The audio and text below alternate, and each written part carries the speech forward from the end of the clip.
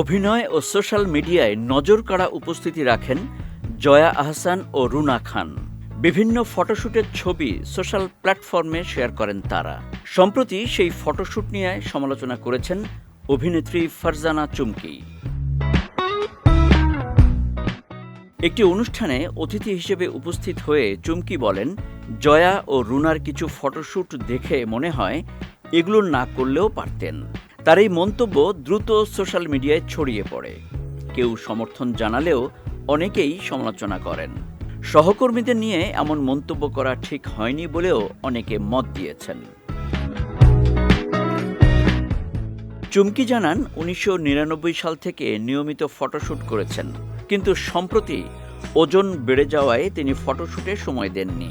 রুনা খানের ডেডিকেশন প্রসঙ্গে তিনি বলেন, রুনা অনেক চেষ্টা করে সফল হয়েছে, আমার সেই চেষ্টাটা ছিল না।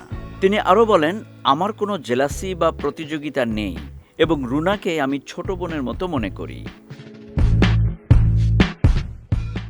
জয়ার ফটোশ্যুট প্রসঙ্গে চুমকি বলেন, কিছু ছবি অসাধারণ, আবার কিছু ভালো লাগেনি। আগে তিনি আরও সংযমী ছিলেন, তাই হঠাৎ পরিবর্তন চোখে পড়ে। সমালোচনার পর চুমকি ফেসবুকে নিজের অবস্থান স্পষ্ট করে বলেন, আমি কাউকে ছোট করতে বা নেতিবাচক মন্তব্য করিনি। জয়া আমার প্রিয় অভিনেত্রী, রুনা আমার ছোট বোনের মতো। সোশ্যাল মিডিয়ায় ভুলভাবে প্রকাশিত মন্তব্যের তীব্র প্রতিবাদ জানায়।